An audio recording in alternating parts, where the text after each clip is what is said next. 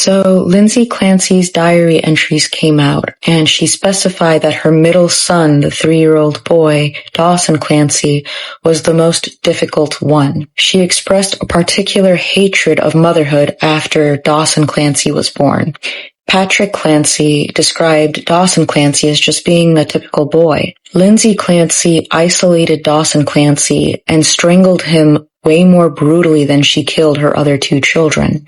Patrick Clancy, the father, couldn't even get the elastic band off of his neck. This reflects premeditated murder, as does the rest of the evidence, and Lindsay Clancy deserves the death penalty. Patrick Clancy even established a memorial park for his murdered children in Duxbury, Massachusetts. Yet women are overwhelmingly defending Lindsay Clancy and condemning Patrick Clancy. The Bible is accurate when it says that the wicked will never understand. They will never understand. I mean, like, we're living in a mental asylum. Like, what the hell? Anyone you see out there protesting and defending and all stuff like that, they need to be psychologically evaluated. Like, what? Fathers, aunties, sisters, whoever is out there who's sane, please go and check on those kids of the parents. Videos are even going around with them abusing their kids. Are you telling me Child Protective Service is not stepping in? Come on.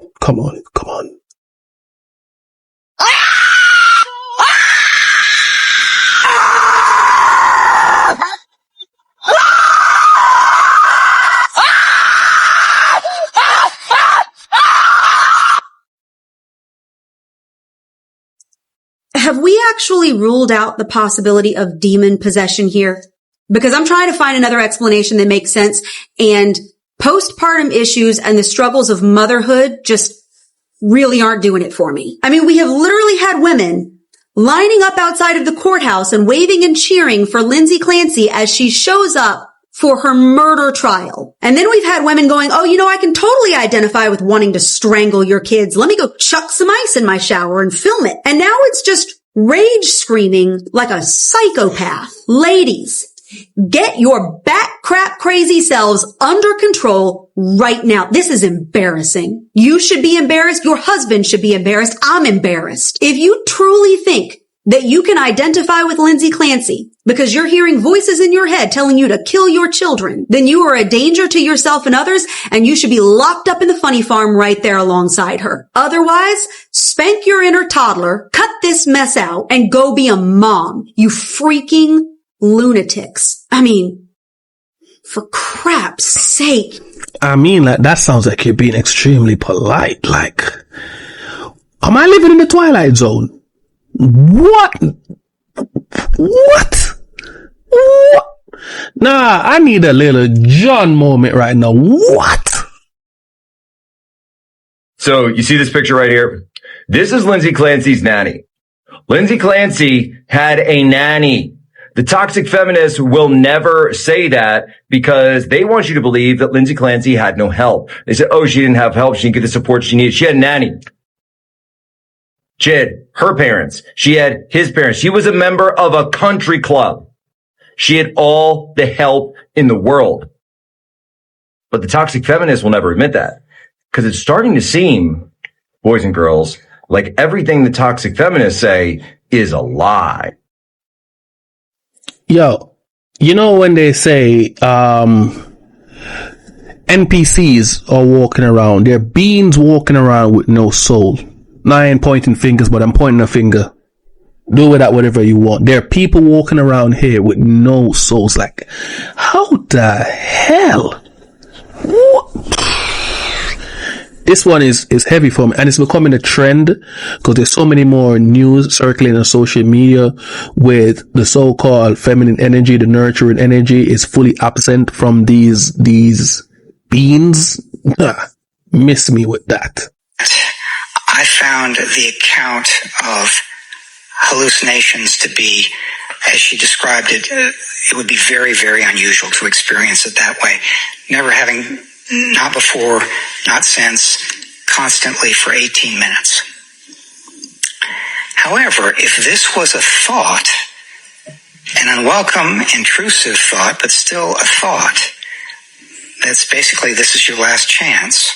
You have to kill the kids so you can kill yourself, then that would be consistent with thoughts that she'd been experiencing for some time. She'd been having thoughts about harming herself, that she was, it was going to be very difficult for her to do this in a way that made sense. Wow, it's kind of like we've been saying, that it was odd that Lindsay Clancy sent her husband away over delusions she was having, over voices she was hearing. She sent him away. She came up with a plan, knew exactly how far he was away. She even looked on her maps to make sure how much time she had. She made sure to send him to a pharmacy across town to give her the most amount of time. Yeah, that seems premeditated to me. And for him to say, and Lindsay Clancy, that she only had delusions for that 18 minutes and then never had them again or before, yeah, I don't see how this insanity plea is going to work out. Everything I've seen today from the court case is absolutely insane. Like, her own lawyer can't even save her at this point. I wouldn't be surprised if by the end of the week we don't hear that Lindsay Clancy gets her fancy new orange jumpsuit and her new bed in a prison. Let me know your thoughts. Nah, for real, let me know your thoughts. This is mind-boggling, whatever they want to say with it. That's crazy. Like, I don't even know what to say. I mean, like, we need more, but we can't even say active parents because the father was there. So that's an active man in the household, and he was tricked, bamboozled, and everything like that. Listen, if you're a woman is saying to you she supports her, you need to reevaluate your decisions in your relationship. Because there's something, and I feel like I think that this is one of the long games type of things, one of them cases where, how they're trying to make incubators like Cabbage Patch Kids to come back in, because if women don't want to be maternal, it's your body, your choice, can't fight you with that. And if you don't want to be maternal, you're killing the kids, and abortion rates are way more higher than even murder rates in any country. The most unsafe place for a baby to be is in the womb.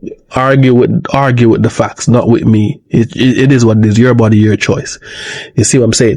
But what I'm saying is that if the most unsafe place is in the womb of the being that is wired to be one of the most nurturing beings on this planet, then it's ushering for these people to create artificial wombs now. So now you can go and buy your baby at a shop. You can look at the baby grown in these incubators, and then you can purchase it. So no longer you will need the womb of a woman to be able to reproduce, to be fruitful and multiply. And I feel like there is some plot behind this, because out of chaos comes control.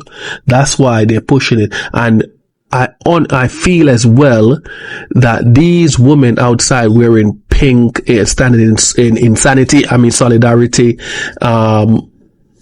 about this, there can be crisis and paid actors out there to do it. And then because these other lunatics out here are saying, yeah, we agree and all them stuff on social media, they're paid to create a narrative about it because something just doesn't seem right about this in all angles. But leave your thoughts down below. AF9, alright? Ancient Future 9. I'm out of here. Peace.